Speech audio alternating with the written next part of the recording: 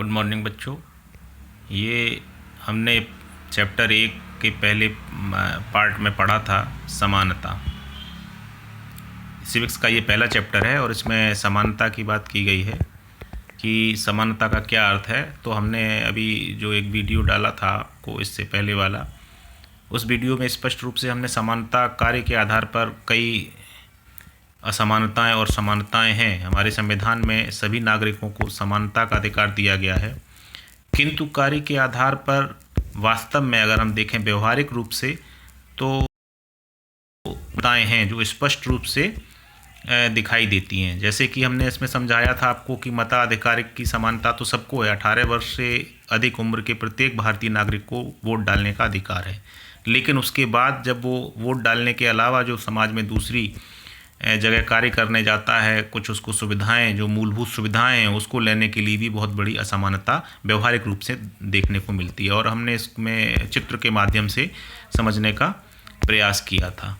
तो अब हम इस वीडियो में आपको बताने का प्रयास करेंगे पाठ का अगला जो हिस्सा है, जिसमें अन्य प्रकार की असमानताएं बताई गई हैं।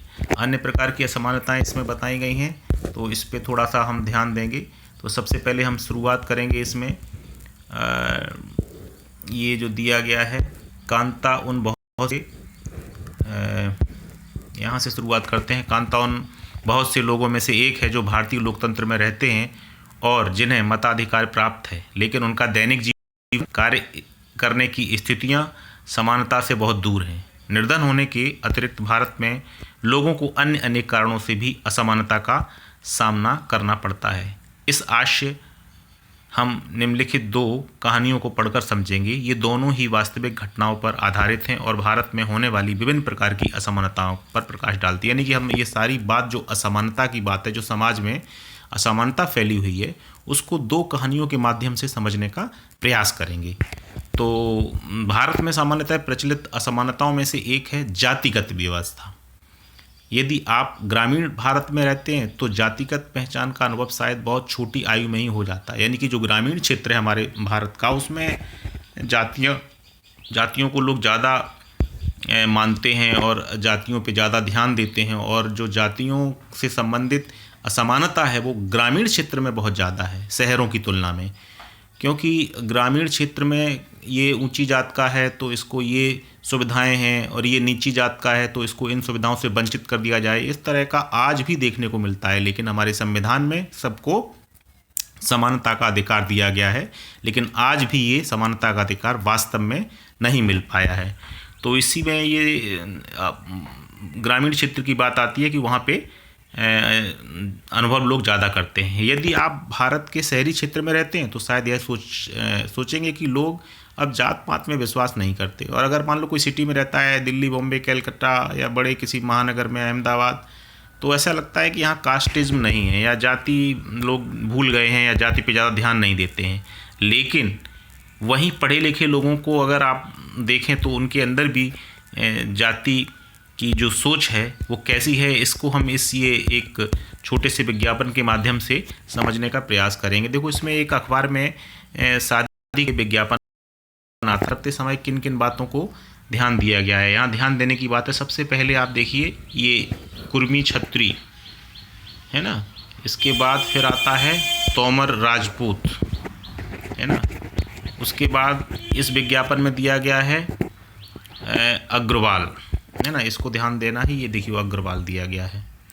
तो ये जो विज्ञापन दिए गए हैं ये बहुत ही पढ़े लिखे हैं, मैकेनिकल इंजीनियर और कंप्यूटर साइंस इंजीनियर, बीटेक, इन लोगों ने भी जातिगत उसको मानते हैं। ऐसा स्पष्ट इनके जो मैट्रिमोनियल्स दिया गया है इससे स्पष्ट हो जाता है। यानी कि शहरों में लोग, ऐसा प्रतीत होता है कि जाति नहीं मानते हैं, लेकिन जाति को बहुत ज़्यादा वो भी ध्यान देते हैं। यानी कि जातिगत असमानता शहरों में भी है।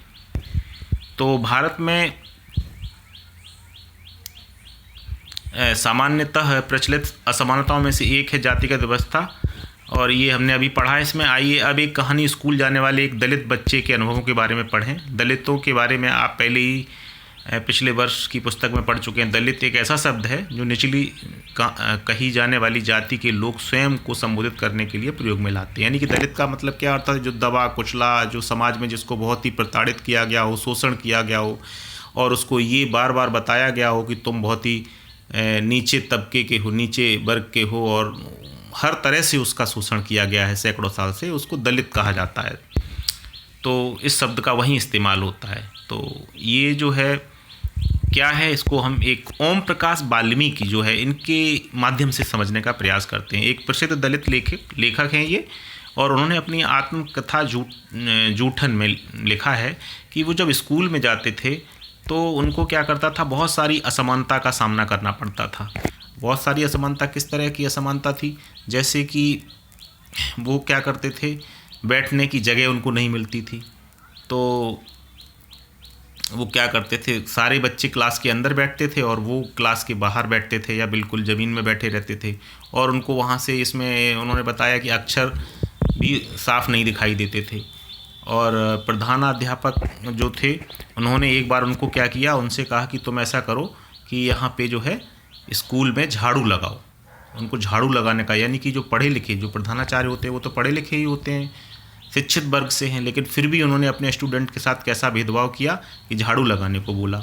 अब वो तो बच्चे हैं, मान लो पढ़ने के लिए आए हैं, और उनको बड़ा मेहनत करना पड़ा, और इतना मेहनत करना पड़ा कि वो बता रहे हैं कि धूल से चेहरा, सिर अट गया, मुंह के भीतर धूल घुस गई। मेरी कक्षा में बाकी बच्चे पढ़ रहे थे और मैं झाड़ू लगा रहा था। हेड मास्टर अपने कमरे में बैठे थे, लेकिन निगाह मुझ पर टिकी थी। पानी पीने तक की जगह की इजाज़त नहीं थी। पूरा दिन झाड़ू लगाता रहा। यानी कि पूरे दिन उनको ऐसा काम दिया गया कि सुबह से शाम तक तुमको झाड़ू लगाना है। गए पढ़ने थे स्कूल में, लेकिन वो उनको झाड़ू का काम दिया गया, यानी उनका शोषण हो रहा है। तो इससे साफ समझ में आ रहा है कि उनको किस किस तरह का जो है शोषण का सामना करना पड़ता है, जबकि पढ़ने की जगह उनको झाड़ू पकड़ा दी जाती है। तो ये एक असमानता है। तो वो जब उनके फादर, जो उनके पिता, एक दिन जा रहे थे तो उन्होंने देख लिया अपने बेटे को कि मेरा बेटा तो स्कूल में झाड़ू लगा रहा है, तो उन्होंने शिक्षकों का साहसपूर्वक सामना किया और ओम प्रकाश का हाथ पकड़कर स्कूल से बाहर जाते हुए ऊंचे स्वर में, मानी उनको एकदम जैसे समझ में आ जाए सारे टीचरों को अच्छे से कि ये क्या, इनका मैसेज क्या है, ये क्या कहना चाहते हैं। कहा, मास्टर हो इसलिए जा रहा हूँ, पर इतना याद रखिए मास्टर, यो यहीं पढ़ेगा, इसी मदरसे में। मदरसा का मतलब होता है स्कूल जो होते थे पहले, जब मध्यकाल में मदरसा बोलते थे, और अभी भी हैं मदरसे, लेकिन अब वो उनको अब दूसरे उससे जो है कम्युनिटी के लोग ही उसके बच्चे जाते हैं, ऐसा माना जाता है। तो उसमें क्या है कि ये सभी बच्चे पहले मदरसे में पढ़ने जाते थे। तो उन्होंने अपने बेटे को बाहर लाए और बोले ये ही नहीं, और भी बच्चे जो है यहाँ पढ़ने आएंगे। इस तरह का उन्होंने चैलेंज टीचर को करके और वो आते रहे। तो इसमें साफ देखने को मिलता है कि हमारे संविधान में समानता है। अगर वो पढ़ने बच्चा गया था तो चाहे वो ऊंची जाति का बच्चा हो, चाहे वो नीची जाति का बच्चा हो, उसको समान रूप से एक साथ बैठा के पढ़ाना चाहिए था। लेकिन कानून होते हुए भी, संविधान में स्पष्ट उल्लेख होते हुए भी उसके साथ असमानता का व्यवहार किया गया। दूसरी कहानी है एक ऐसी घटना पर आधारित है बड़े शहर में घटी और देश के अधिकांश भागों में ऐसा होना एक सामान्य बात है। यह कहानी श्री और श्रीमती अंसारी की है। अब इसमें दूसरी कहानी से समझाने का प्रयास किया गया कि एक अंसारी साहब हैं, तो उनको एक मकान चाहिए था किराए पे, तो वो एक प्रॉपर्टी डीलर से मिले और उनके नाम के आगे चूँकि अंसारी लगा हुआ था, तो कुछ लोगों ने उनको जो है मकान तो बोला ठीक है हम आपको मकान, लेकिन जैसे ही उनसे सब कुछ तय हो गया और बाद में पूछा कि किराया क्या है सब कुछ, लेकिन बाद में जब मकान तय होने के बाद पूछा तो जैसे ही पता लगा कि ये तो वर्ग विशेष के लोग हैं और इनको जो है ये हमारे वर्ग से अलग वर्ग के हैं, तो उनको मकान देने से जो है मकान मालिक उनको बहाना बनाने लगे। उन्होंने क्या कहा, मांसाहारी लोगों को मकान नहीं दे सकती क्योंकि इस बिल्डिंग में कोई भी मांसाहारी व्यक्ति निवास नहीं करता। प्रॉपर्टी डीलर और अंसारी दंपति दोनों ही यह सुनकर आश्चर्यचकित रह गए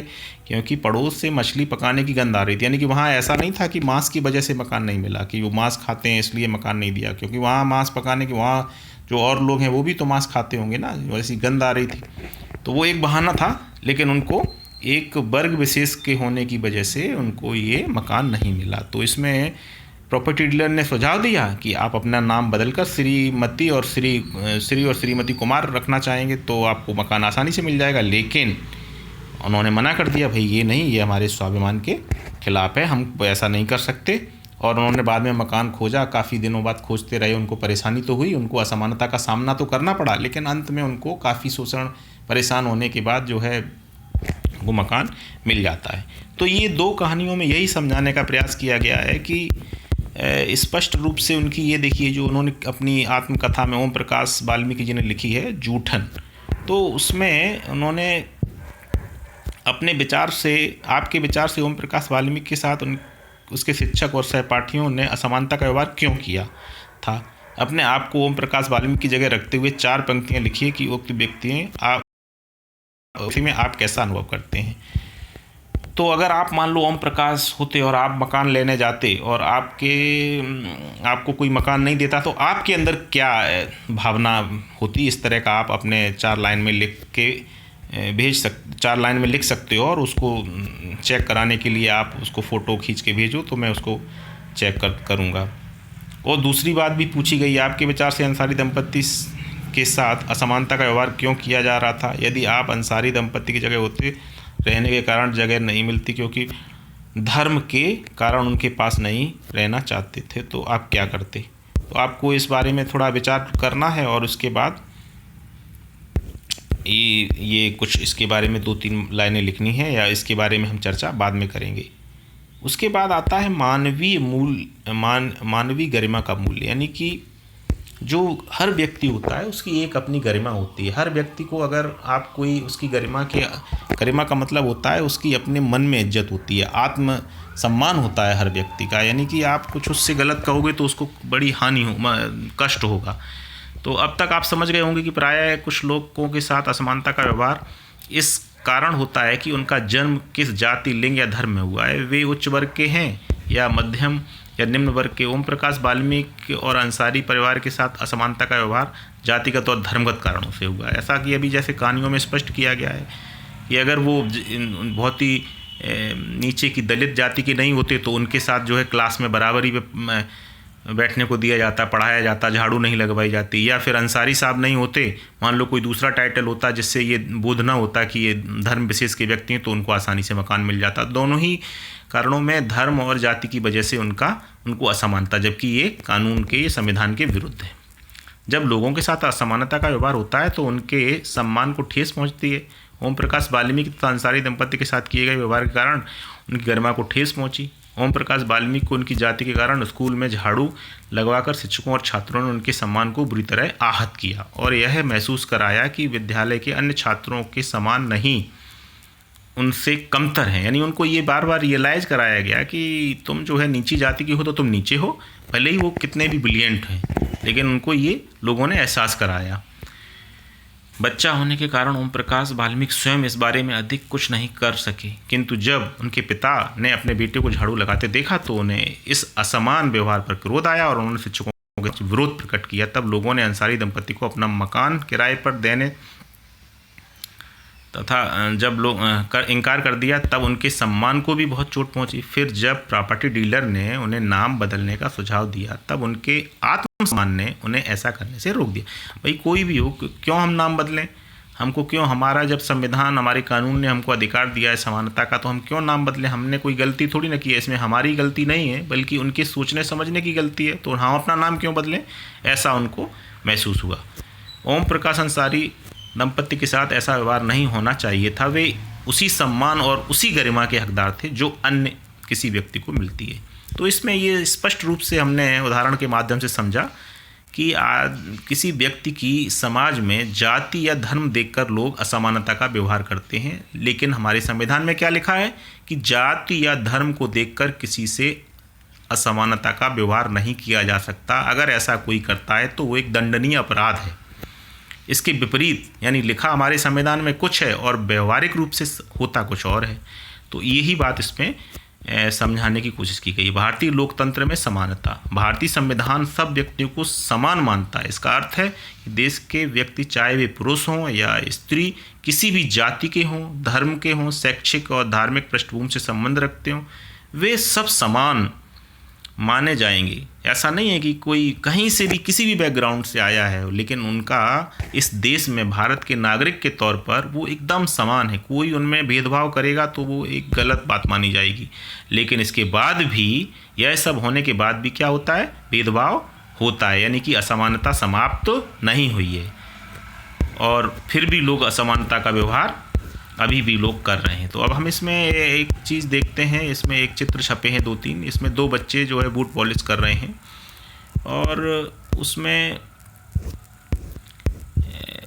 2 जो हैं लोग, उनसे कुछ वार्तालाप हो रहा है। उसके बाद इसमें स्पष्ट लिखा है, एक फ़िल्म बनी थी, बहुत ही फेमस फिल्म थी, अमिताभ बच्चन की फ़िल्म थी। तो उसमें दीवार, तो उसमें जब वो दिखाया गया एक बच्चा बूट पॉलिश करता है, तो उसमें वो जब पॉलिश कराने के बाद पैसे फेंक के देता है। तो पैसे जब फेंक के देता है तो उसके जो स्वाभिमान को बड़ी ठेस पहुंचती है बच्चे के। तो वो कहता है, मैं फेंके हुए पैसे कभी उठाता नहीं हूँ, हमारे हाथ में पैसे दो। मेरा काम भले ही छोटा है, लेकिन जो आपका अपनी जगह स्वाभिमान है, मेरा अपनी जगह स्वाभिमान है।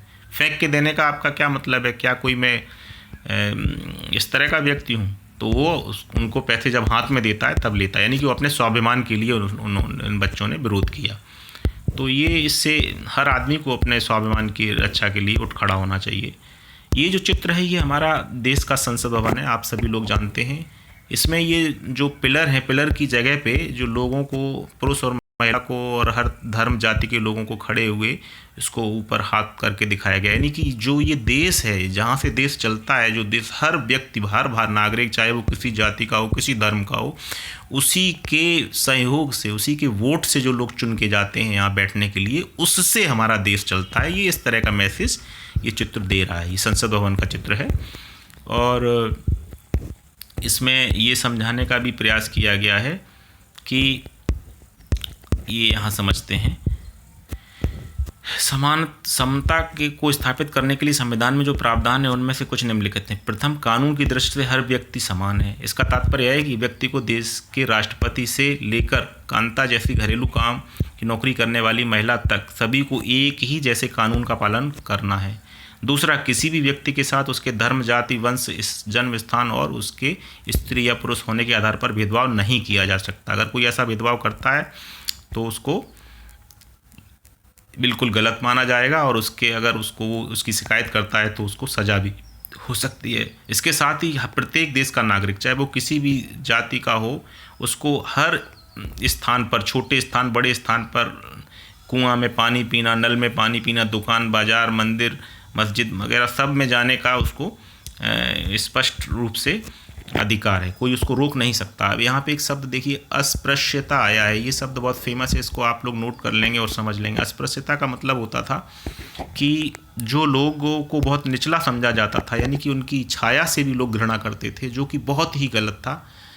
उसको एक तरह से क्या किया है, उन्मूलन कर दिया गया, यानी इसको समाप्त कर दिया गया है। अगर आज कोई इस तरह की शिकायत करता है कि साहब ये हमारे साथ इस तरह का भेदभाव कर रहे हैं, हमको अस्पृश्य का भेदभाव कर रहे हैं, यानी हमको अस्पृश्यता का मतलब छू भी नहीं सकते हो, उसकी छाया से भी नफरत करो, तो इस तरह का कोई व्यवहार करता है तो ये बहुत बड़ा कानूनी जो है, आप कानून तोड़ने का कार्य करेंगे और इसके लिए आपको जेल भी जाना पड़ सकता है। शासन ने संविधान द्वारा मान्य किए गए समानता के अधिकार को 2 तरह से लागू किया। पहला कानून के द्वारा, दूसरा सरकार की। अब कुछ ऐसे कानून है सरकार ने कर तो दिए हैं, लेकिन लोग व्यवहारिक रूप से उसको मानते नहीं हैं। लिखित में है सब कुछ लेकिन मानते नहीं। इसके लिए गवर्नमेंट ने क्या किया है, कुछ ऐसी स्कीम्स चलाई हैं, कुछ ऐसी योजनाएं चलाई हैं जिससे कि क्या है कि लोग नज़दीक आएँ और उससे जो है समानता का। भारत में ऐसे अनेक कानून हैं जो व्यक्ति को समान व्यवहार प्राप्त करने के अधिकार की रक्षा करते। कानून के साथ साथ सरकार ने समुदायों जिनके साथ सैकड़ों वर्षों तक असमानता का व्यवहार हुआ, उनका जीवन सुधारने के लिए अनेक कार्यक्रम और योजनाएं लागू की हैं। ये योजनाएं यह सुनिश्चित करती हैं कि यह सुनिश्चित करने के लिए चलाई गई हैं कि जिन लोगों को अतीत में अवसर नहीं मिले, अब उन्हें अधिक अवसर प्राप्त हों। यानी कि जो पहले उनको तो नहीं मिला अवसर, लेकिन कम से कम आज ऐसा ना हो कि आज कोई वंचित रह जाए, आज ऐसा ना हो कि आज भेदभाव हो और उसके साथ असमानता का व्यवहार हो। और आज ये सब संविधान कानून होते हुए भी उसके साथ अगर ऐसा होता है तो ये बहुत ही इसके लिए उसको उसकी भावनाओं को ठेस पहुँचेगी। तो सरकार ने बहुत सारी जैसे स्कीम चलाई है। एक स्कीम चलाई है मिड डे मील। तो मिड डे मील सबसे पहले कहाँ चली थी? तमिलनाडु में चली थी। तमिलनाडु में सबसे पहले 2001 में जो है मिड डे मील स्कीम आई थी। उसके बाद उच्चतम न्यायालय ने क्या किया कि सभी राज्यों में उसको लागू कराने का आदेश दे दिया। अब लगभग सभी राज्यों में ये मिड डे मील स्कीम चलती है। बच्चे पहले क्या करते थे, स्कूल जो है स्कूल छोड़ के चले जाते थे खाना खाने, फिर आते नहीं थे वापस। अब क्या हो गया है, अब उनको खाना भी स्कूल में मिलने लगा है, तो क्या है पूरा लास्ट तक वो रुकते हैं। दूसरी बात क्या हुई कि जो दूसरे जाति के हर धर्म के लोग एक साथ बैठ के खाना खाते हैं। इससे क्या है कि उनमें आपस में भेदभाव कम करने में सहायता मिलती है। तो मिड डे मील एक बहुत बड़ा इसमें इन सब चीज़ों को समाप्त करने में या कम करने में सफल रहा है। शासकीय कार्यक्रम अवसरों की समानता बढ़ाने में महत्वपूर्ण भूमिका रही है, किंतु अभी भी बहुत कुछ जैसे मध्याह्न भोजन कार्यक्रम निर्धन बच्चों का स्कूल में प्रवेश और उनकी उपस्थिति को बढ़ा दी है। लेकिन फिर भी इस देश में वे स्कूल जहां अमीरों के बच्चे जाते हैं उन स्कूलों के बहुत अलग हैं। यानी कि जो बड़े पब्लिक स्कूल में बच्चे पढ़ते हैं और ये इन बच्चों स्कूल में पढ़ते हैं उसमें बहुत अंतर। देखो ये इसमें चित्र के माध्यम से दिखाया गया है। ये क्या हो रहा है, ये जिन स्कूलों में मिड डे मील जाता है, ये देखो सारे बच्चे बैठे हुए हैं, ये अपना खाना मिल रहा है और ये देखो सब एक साथ बैठ के खाना खा रहे हैं।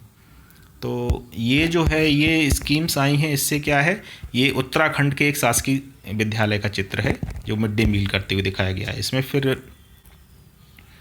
किया गया है मध्याह्न भोजन कार्यक्रम क्या है, क्या आप इस कार्यक्रम के 3 लाभ बता सकते हैं? आपके विचार से यह कार्यक्रम किस प्रकार है समानता का भावना बढ़ा सकता है? इन जो प्रश्न ये बीच में पूछे जा रहे हैं, इनको आपको पढ़ना है और इनको सोचना है। इसके बारे में जब ये पाठ हम समझा देंगे उसके बाद सब पे चर्चा करेंगे और इसके बारे में बताएंगे।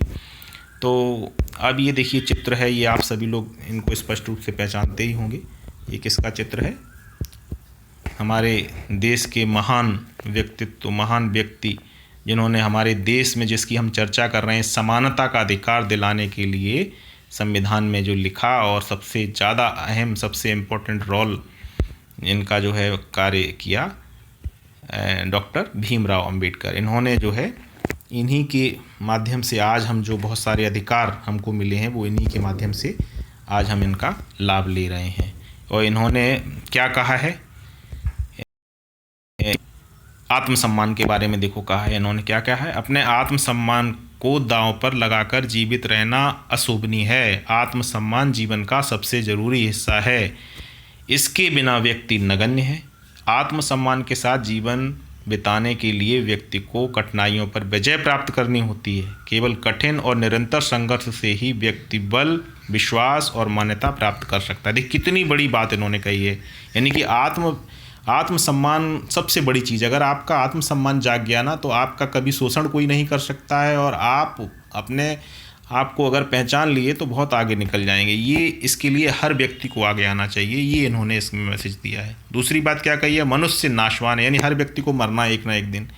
हर व्यक्ति को, ऐसा अमर तो है नहीं, हर व्यक्ति को किसी न किसी दिन मरना है, परंतु व्यक्ति को यह संकल्प लेना चाहिए कि वह अपने जीवन का बलिदान आत्मसम्मान के उच्च आदर्शों को विकसित करने और अपने मानव जीवन को बेहतर बनाने में करेगा। किसी साहसी व्यक्ति के लिए आत्मसम्मान रहित जीवन जीने से अधिक अशोभनीय और कुछ नहीं। यानी कि कोई अगर आत्मसम्मान के साथ नहीं जी रहा है तो वो उन्होंने कहा वो एकदम बिल्कुल बेकार है, उससे कोई मतलब नहीं है, वो मानव है ही नहीं, उसमें मानवता नाम की चीज़ ही नहीं है। अब इसमें हम बात कर रहे थे कि जैसे बड़े गरीब बच्चों के बच्चे पढ़ते हैं जहाँ पे, और जो अमीर बच्चों के बच्चे पढ़ते हैं, वो भी एक असमानता है। आज भी देश में कई स्कूल हैं जिनमें ओम प्रकाश वाल्मीकि जैसे दलित बच्चों के साथ भेदभाव, और तो इस तरह के स्कूल हैं जहाँ बड़े अमीर बच्चे पढ़ते हैं और कुछ गरीब बच्चे पढ़ते हैं, और जो पढ़ते भी हैं उनमें भी फिर भेदभाव है। आज भी ऐसे बहुत सारे, जो हमने ओम प्रकाश वाल्मीकि का उदाहरण दिया, ऐसा नहीं है कि ये समाप्त हो गया। अभी भी गांव में जाओ तो इस तरह का भेदभाव होता है। और वो उसको देखने को मिलता है।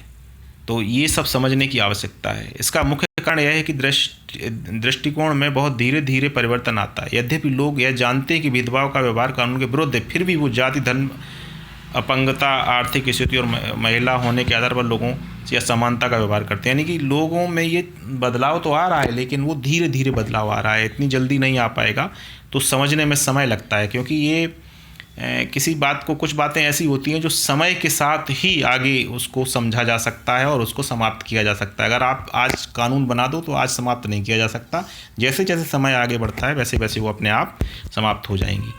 अन्य लोकतंत्र में समानता के मुद्दे और भी जैसे बहुत सारे मुद्दे हैं।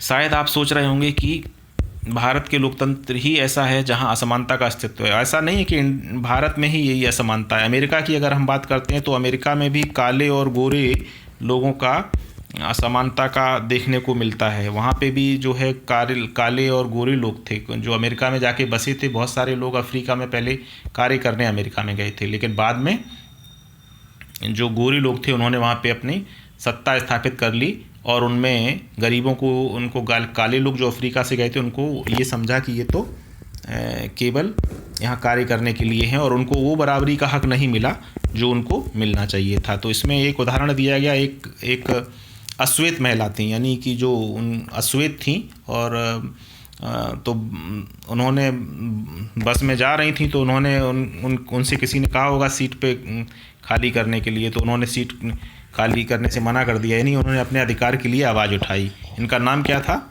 इनका नाम था रोजा पार्क्स, एक अफ्रीकी अमेरिकन औरत जिनकी एक विद्रोही प्रतिक्रिया ने अमेरिकी इतिहास की दिशा बदल दी। उनकी विद्रोही प्रतिक्रिया क्या थी?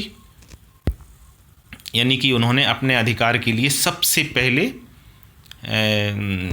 इसमें दिखाया गया 1 दिसंबर 1955 को दिन भर काम करके थक जाने के बाद बस में उन्होंने अपनी सीट एक गोरे व्यक्ति को देने से, यानी कि कोई गोरा व्यक्ति आया है तो उसने कहा खड़े हो जाओ। उन्होंने कहा क्यों खड़े हो जाए भाई, यह जितना आपका इस बस में बैठने का अधिकार है उतना हमारा भी अधिकार है। तो वो एक ऐसा उदाहरण बन गया कि बाद में आगे चल के क्या हुआ, नागरिक अधिकार आंदोलन, सिविल राइट्स मूवमेंट 1964 में अमेरिका में लागू हो गया और उसमें नस्ल और धर्म के आड़ में कोई उसमें वो नहीं कर सकता था, वो भेदभाव नहीं कर सकता था। तो इस वजह से जो है अमेरिका में ये लागू हो गया। तो उन्होंने अपने आत्मसम्मान के लिए लड़ाई लड़ी और उनका अधिकार उनको मिला। अब सबसे लास्ट में यहाँ लिखा है भारत के संविधान के अनुच्छेद 15 के अंश, यानी अभी एक फिल्म आई थी आर्टिकल 15, तो उसी के बारे में बताया। यानी कि जो अनुच्छेद 15 है, यानी कि उसमें क्या है, धर्म, मूल, वंश, जाति, लिंग या जन्म स्थान के आधार पर भेदभाव प्रतिषेध। यानी कोई भी व्यक्ति धर्म, मूल, वंश, जाति, लिंग, जन्म स्थान के आधार पर भेदभाव नहीं कर सकता। राज्य किसी नागरिक के विरुद्ध केवल धर्म, मूल, वंश, जाति, लिंग, जन्म स्थान में से किसी के आधार पर कोई विभेद नहीं करेगा। अगर करता है तो उसको जाके कोर्ट में जाके उसको चैलेंज कर सकता है कोई व्यक्ति। कोई नागरिक केवल धर्म, मूल, वंश, जाति, लिंग, स्थान में किसी भी के आधार पर दुकानों, सार्वजनिक भोजनालयों, होटल और सार्वजनिक मनोरंजन के स्थानों पर प्रवेश या पूर्णतः या भागतः, यानी पूरी तरह से या थोड़े कम उससे राज्य निधि से पोषित या साधारण जनता के प्रयोग के लिए समर्पित कुओं, तालाबों, स्नान घाटों, सड़कों और सार्वजनिक समागम के स्थानों के उपयोग के संबंध में किसी भी निर्योग्यता, दायित्व, निबंधन और शर्त के अधीन नहीं होगा। यानी कि किसी भी तरह का कोई भेदभाव अगर कहीं होता है तो उसको स्पष्ट रूप से चैलेंज किया जा सकता है। लोकतंत्र की चुनौतियां क्या हैं, यहाँ पे ये इसमें समझाया गया है। तो बहुत सारी चुनौतियां भी हैं। लोकतंत्र भी देश को पूरी तरह लोकतांत्रिक नहीं कहा जा सकता, लोकतांत्रिक नहीं कहा जा सकता। हमेशा से ही ऐसे समुदाय और व्यक्ति होते हैं जो लोकतंत्र को नए अर्थ देते हैं और अधिक से अधिक समानता लाने के लिए नए नए सवाल उठाते हैं। इसके केंद्र में वह संघर्ष है जो सब व्यक्तियों को समानता और सम्मान दिलाने का पक्षधर है। इस पुस्तक में आप पढ़ेंगे कि किस तरह समानता का प्रश्न भारतीय लोकतंत्र में हमारे दैनिक जीवन के विभिन्न पहलुओं को प्रभावित करता है। इन पाठों को पढ़ते हुए विचार कीजिए कि क्या सब व्यक्तियों को समानता और उनके आत्मसम्मान को ऊंचा रखने की भावना को लोग स्वीकार कर रहे हैं या नहीं। यानी कि आज भी ऐसा हमने जैसे कि ये पाठ में देखा है कि समानता का जो अधिकार है वो लागू तो हो गया था 1950 में जब हमारा संविधान लागू हुआ था, लेकिन आज भी इतना समय बीत जाने के बाद भी अभी भी लोगों में बहुत सारी असमानता है, चाहे वो धर्म के नाम पर हो, चाहे वो जाति के नाम पर हो। व्यवहारिक रूप से लोग अभी भी बहुत ज़्यादा असमान है, आर्थिक दृष्टि से भी बहुत ज़्यादा असमानता है। तो आज इस पाठ में इतना ही। अब हम इसके प्रश्न उत्तर का हल लेके आपके पास आएंगे, तब आपको इनके प्रश्न उत्तर समझाएंगे। Thank you.